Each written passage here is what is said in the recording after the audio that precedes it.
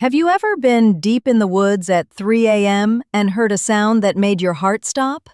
I've looked down the barrel of a gun and walked through actual cult sites, but nothing prepared me for the bone-chilling sound I heard echoing through the trees in San Antonio. If you're enjoying this so far, go ahead and smash that like button right now. Welcome back to 3 very scary true horror stories. Hit that subscribe button if you're new here so you never miss a terrifying tale. I'm 22 years old now, but this story happened back when I was 18. It was my senior year of high school, right when the COVID pandemic was starting to blow up. Everything was shutting down, including my school.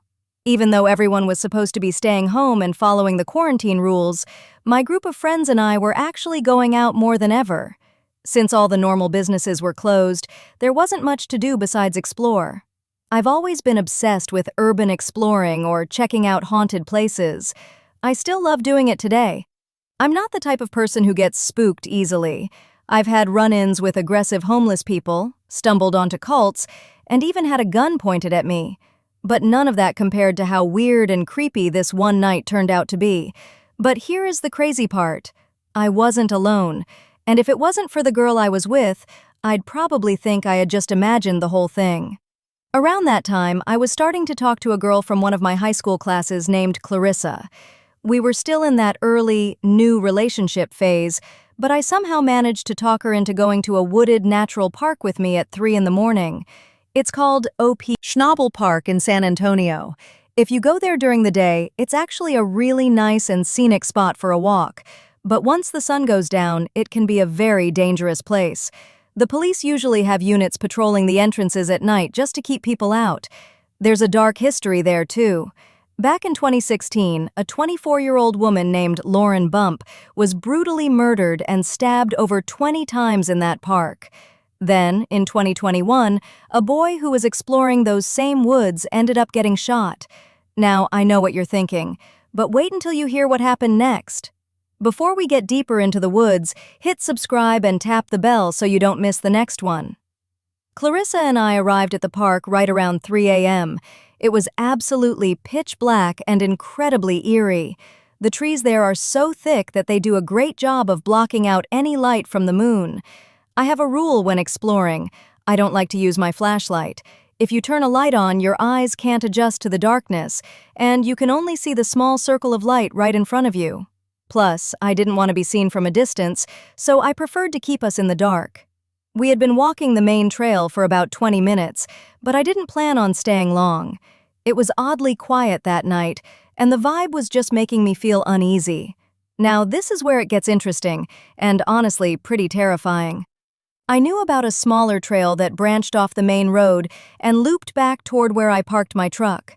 I told Clarissa we should take that shortcut so we could make a full circle instead of backtracking. She agreed, so we stepped off the main path and into the deeper woods. We were only about 2 minutes into this side trail when, out of nowhere, we heard it. A flute started playing. It wasn't just random noise. It was a clear, rhythmic melody. Clarissa and I both froze instantly, just staring at each other and listening. The person playing it was actually good. It sounded like a real piece of music, perfectly in time.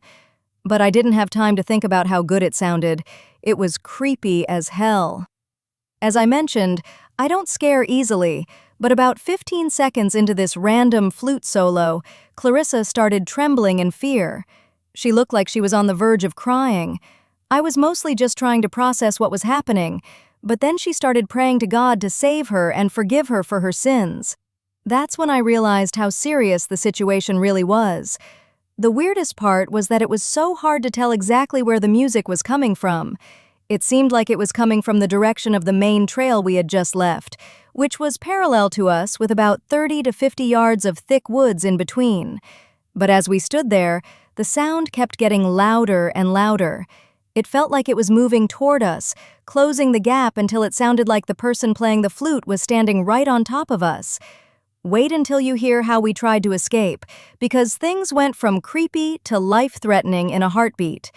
Clarissa was so paralyzed with fear she couldn't focus, so I knew I had to step up and get us out of there. It might sound like something out of a cheesy movie, but I looked her in the eyes and said, "Don't worry, I'm not going to let anything happen to you. and told her we should sprint down the off-road trail. We took off, full-on sprinting through the dark. I think the flute music stopped, but it was hard to tell because my only focus was getting out of there as fast as possible. If you're enjoying this so far, smash that like button.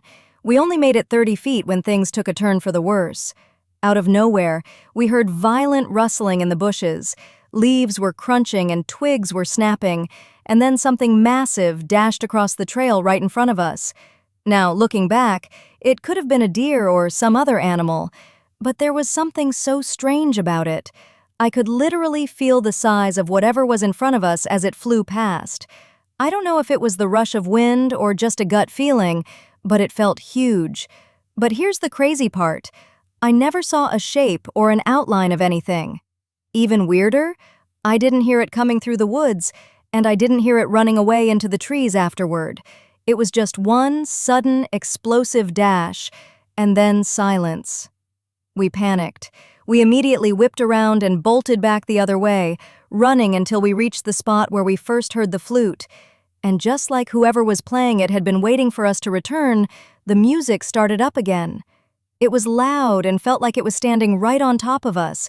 This time, the sound had a strange, chiming quality to it, like an upbeat Irish jig, but it still kept a steady and haunting rhythm. The worst part was that it was still impossible to tell where the sound was coming from. It felt like the music was completely surrounding us, coming from every direction at once. Now, this is where it gets really interesting because we were officially trapped. Hit subscribe and tap the bell so you don't miss the next one. We had two terrible options.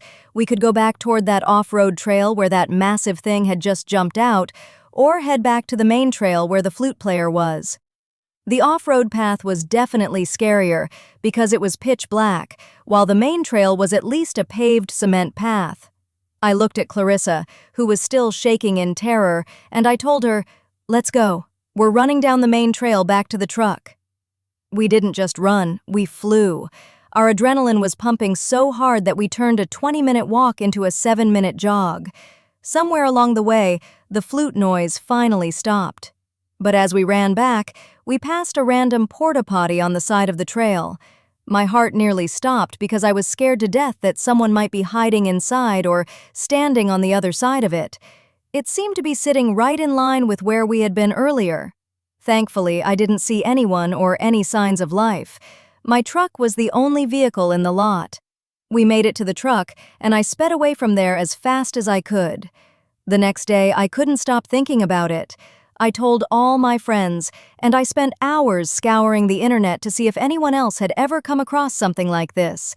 I found plenty of stories about ghosts, cults, or animals making noises, but a soft, rhythmic flute solo? I couldn't find a single thing on that.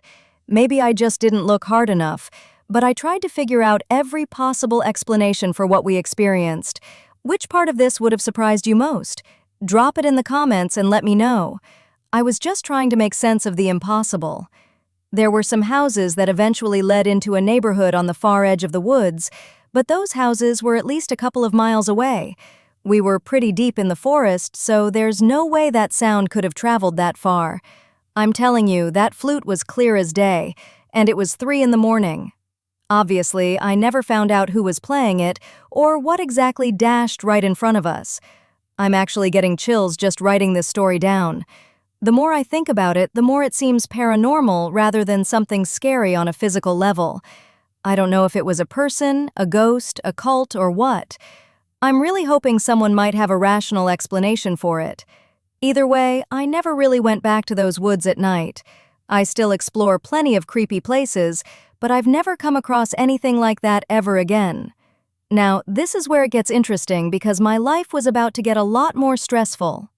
To give you some context, I'm a 20-year-old guy working as a pharmacy technician at a medium-sized hospital in Northwest Alabama. I work an early night shift from 6 p.m. to 4 a.m., and I'm in charge of stocking the surgery rooms. My schedule is 7 days on and 7 days off. Working 7 in a row is brutal, but that week off feels amazing. If you're enjoying this so far, smash that like button and let me know in the comments if you've ever worked a crazy shift like that. I work Thursday through Wednesday, and on my sixth night, a Tuesday, I left a little early to stay with my wife at her aunt's house. She was babysitting her cousins while her aunt and uncle were on a trip. The house didn't have any curtains, so she felt really uneasy being there alone. But here is the crazy part. I didn't go with her at first because of my work schedule, and she said there was no point if I was just going to arrive at 5 a.m. and sleep all day. But on her last night there, she felt extremely anxious, so I told her I was coming over. She's stubborn, but she was so relieved when I finally arrived. Working the night shift for 2 years has really taken a toll on me, and I think I've started to develop some insomnia. I literally could not fall asleep after getting to her aunt's house. This wasn't totally new, but I had never stayed up for more than 28 hours before. Even if I wanted to, I couldn't sleep because we had a huge day ahead of us. We had to drop the kids at school, go to a friend's gender reveal party, and go grocery shopping since we had no food at home. Plus, I had to be back at work by 6 p.m. Hit subscribe and tap the bell so you don't miss what happens next. I only managed to sleep in the car for about 10 minutes. I was feeling a massive wave of sleepiness, so I grabbed a huge Red Bull and tried to shake off the exhaustion. You ever get that feeling that someone is standing right behind you, even though you know you're alone? Well, it's actually pretty common for surgery staff to pop into the room I was in to grab supplies they're missing. It's a normal thing, so I usually just turn around and give them a quick smile, and they do the same. I was just in my own little world that night, filling the Omnicell machine with meds and listening to my music, when I heard the door open right behind me. It had that sharp, high-pitched squeal that tells you the hinges really need some oil. Then came that heavy, loud crash that only those big wooden doors make when they shut. So I did what I always do and turned around to see who it was. But the room was totally empty. There wasn't a soul there. I didn't worry much at first. Maybe they saw me and just went to another room. I just shrugged it off and kept moving. If you're enjoying this so far, smash that like button and let me know in the comments. I pushed my supply cart to the next room, but the lights were off in there. As I opened the door, I swear my heart stopped. I saw someone hunched over in the corner by the Omnicell machine, digging through the sharps bin. That's the special container where we dispose of used needles and glass vials. But here's the crazy part. Someone had actually been caught doing that before, looking for leftover morphine, and they got fired on the spot. I reached for the wall and flipped the switch to ask what the heck they were doing, but as soon as the light clicked on, there was nobody there. Now I was really starting to get creeped out. I wasn't sure exactly when you start hallucinating after being awake for over 24 hours, but I tried to convince myself I was just seeing things. I told myself to just breathe and calm down. I finished up stocking surgery with no other weird occurrences and headed back to the pharmacy. At 2 a.m. every night, we have to deliver patient-specific medications to the nurses' stations. I'll use the 5th floor as an example, but every floor is laid out the same way. There are 3 elevators right in the middle of the floor. If you go left when getting off the elevator, there's the 5100 and 5200 side, and if you go to the right, there's the 5400 to 5500 side. There are 2 wings on each side. One wing has rooms numbered 5105 to 5115, and the other wing has rooms 5201 to 5215. Every floor follows this exact pattern, with 15 rooms in each wing. To keep it simple, I'll refer to them as 51, 52, 54, and 55. Now, this is where it gets interesting. Hit subscribe and tap the bell so you don't miss the next part of this shift, because things are about to get even weirder. Recently, the 5th floor, specifically the 54 and 55 side, had been undergoing some major remodeling. Because of that, they moved all the patients from those wings down to the 3rd floor, which we use for overflow. Since there weren't many people in the hospital that night, the entire 54 and 55 side was completely empty. I made my way up the hospital, delivering meds floor by floor, until I finally reached the 5th floor. I finished up on the 51 and 52 side where the nurses were, and then decided to go check on the progress of the remodeling over on the 54 and 55 side. As soon as I walked over there, I just got totally creeped out. There were no nurses, no patients, nothing but these long, dark, empty hallways. The surgery rooms are already empty and desolate most nights, so I'm used to walking around down there, but seeing empty patient rooms just felt wrong. I walked slowly down the 55 side, my footsteps echoing in the silence. I heard a noise like a hospital bed rattling. If you're enjoying this so far, smash that like button. As I walked past room 5512, I found out what it was. I looked inside and saw an old man shaking violently on the bed, looking like he was having a massive seizure. Blood was running down his eyes, nose, and mouth. He was making a gargling, groaning sound, like the zombies in The Walking Dead. Beside the bed, a heart monitor was beeping frantically, that sound you hear when a patient is coding. My heart absolutely dropped. I quickly stepped behind the doorframe, but then I realized this man was clearly in the middle of a medical emergency and needed help right away, so I forced myself to step back into the room. But here is the crazy part. When I looked back in, the man was gone. The bed was perfectly made and clean. The monitor was switched off, and there wasn't a single sign that anyone had been in that room for at least a day. At that point, I was convinced I was hallucinating. I didn't want to stay there a second longer, so I hurried back to the elevators to get down to the pharmacy on the first floor. Just as the elevator doors opened, an old man wearing a security shirt and a hospital badge stepped out. He actually patted me on the shoulder as he walked past. It was the same man from the room. He gave me a small smile as the doors slid shut, and I watched the floor numbers light up all the way to the 5th floor. I didn't press the button to call it back, but after a moment, that same elevator came right back down to the 1st floor and opened up. No one was inside. I ran back to the pharmacy and just sat in a chair, waiting for the rest of my shift until my wife finally came to get me. Now, this is where it gets interesting. While I was waiting, I pulled out my phone to Google when hallucinations start if you haven't slept. They usually begin between 30 and 48 hours of being awake. I was currently at hour 38 of no sleep, so I told myself it made perfect sense. But before we get into what happened next, if you're finding this story as creepy as I did, hit that subscribe button and tap the bell so you don't miss the next part of this journey. The pharmacy is located right underneath the 54 and 55 wings of the hospital.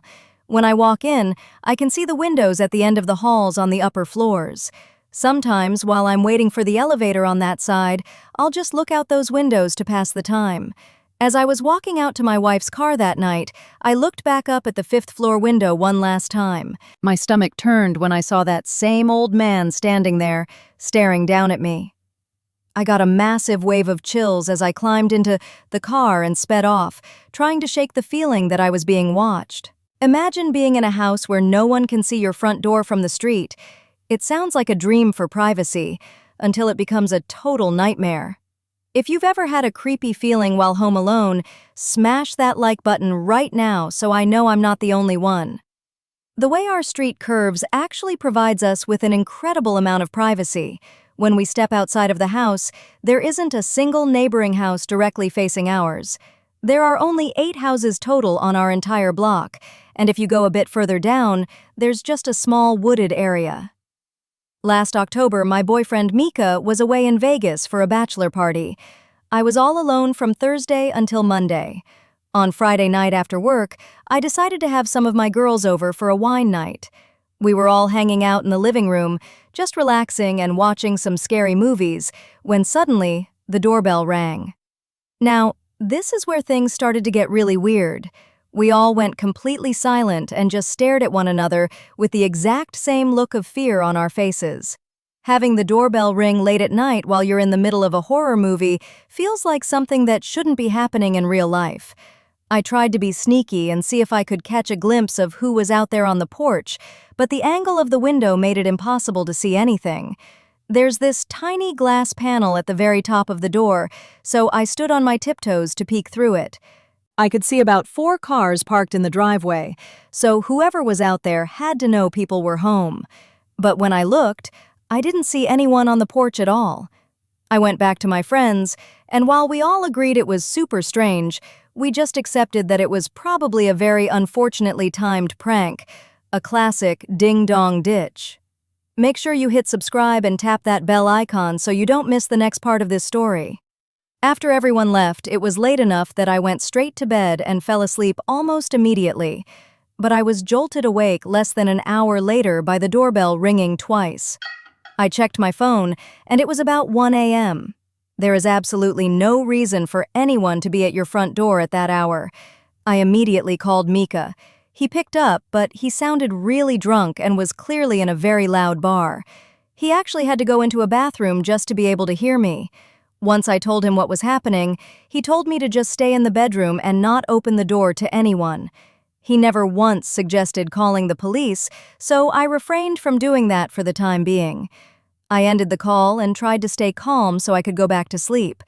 But wait until you hear what happened next.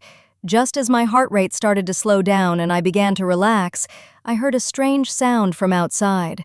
It was some kind of clicking noise that lasted until there was a sudden loud knock right on my window. Then a man's voice said, "Hey, is anyone home? I need some help out here." I thanked the Lord that the blinds were closed tight. I couldn't see who was out there and they couldn't see me. Instead of leaving, he knocked on the window again. This time he said, "I know you're home." That was the moment I finally called the police. I never heard the man walk away from the window, so for all I knew, he was still standing right outside of it. I stayed on the phone with the dispatcher, whispering the whole time, reporting that someone was trying to break into my house. You might think I was being dramatic, but I was terrified and wanted the cops there as fast as possible. Now, this is where it gets really interesting. Within 5 to 10 minutes, the doorbell rang again, followed by some very loud knocks. I went out and approached the front door, asking who it was. A man's voice said, "It's the police." It was a totally different voice from the guy at the window. I looked through the glass and confirmed it was a couple of officers, so I opened the door.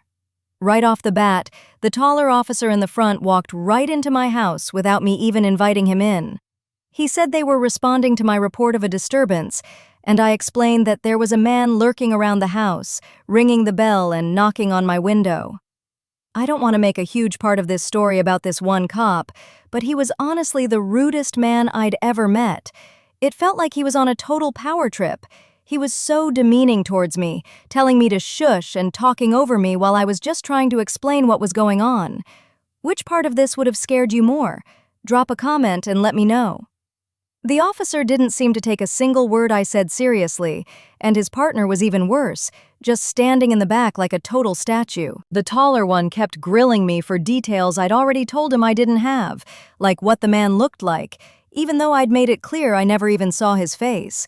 Then he actually had the nerve to tell me, "Look, you're the one who called us, ma'am. If you don't want our help, we can just leave." I was honestly stunned. I'd never had to call the police before, and I never expected such a total lack of professionalism. I felt like I had to apologize just to keep them there, so I told him I was just really scared. That's when the two officers finally walked around the house with their flashlights. I watched them through the windows as they did a full lap, but honestly, it didn't look like a very thorough search. When they got back to the door, they told me there was nothing they could do without camera footage or proof that a crime was actually being committed. Then they just left. I didn't feel any better at all, other than hoping the intruder saw the police cars and decided to stay away. If you're enjoying the story so far, definitely hit that like button. But here's the crazy part. Things were about to get way more terrifying the very next night. I eventually went back to sleep and woke up at 10 a.m. on Saturday to sunlight hitting the blinds. That night, my friend was hosting a Halloween party, and I'd promised to help her set it up. I spent the day grocery shopping and grabbing party supplies. My costume was Velma from Scooby-Doo, and my friend was going as Daphne. I got to her place around 6 p.m. The party started at 9 and was in full swing by 10:30. I stayed late, leaving just after 1 a.m. I'd only had a few beers, so I was perfectly fine to drive home. Before we get to the really scary part, hit subscribe and tap the bell so you don't miss the next part of this story. The second I stepped inside my house, I felt a cold draft. I put my things on the dining table and noticed a window was wide open. I went to close it, trying to remember if I'd even opened it in the first place. Then I went to brush my teeth. But when I walked out of the bathroom, I saw the basement door was standing wide open. I froze. That's when I heard a faint, steady clicking sound coming from the darkness below. I walked to the top of the stairs and looked down into the blackness. The clicking stopped. Total, heavy silence filled the room. Then, a voice drifted up from the pitch-black void at the bottom of the stairs and said, "You're finally home." It was the most chilling thing I've ever heard. Now, this is where things get really intense. I slammed that basement door shut, grabbed my phone, and bolted outside. I ran to my neighbor's house and pounded on the door with everything I had until he finally answered, looking confused and half asleep. I called the police from the safety of his living room, but unfortunately, it was the exact same 2 officers who showed up. My neighbor came back to my house with me, and I think having him there actually made the taller cop act a bit nicer. He wasn't nearly as rude. He and his partner searched the place while we waited in the living room. Afterward, I showed them every single spot where someone could be hiding. I basically tore the house apart while talking to my drunk boyfriend on the phone. Once I was sure no one was there, I packed a bag to stay with my sister until Mika got home. I made sure every window was locked tight before I left. Which part of this would have scared you the most? Tell me in the comments and share this with a friend who loves a good scare. The biggest lesson I learned is that if your windows are big enough for a person to fit through, keep them locked tight. We still live in the house today, but here is the scary part. For a long time, I couldn't stand being home alone for more than a few minutes. If you're double-checking your locks after this, let me know. I'm still dealing with the trauma, and sometimes I have these terrifying nightmares where I hear that rhythmic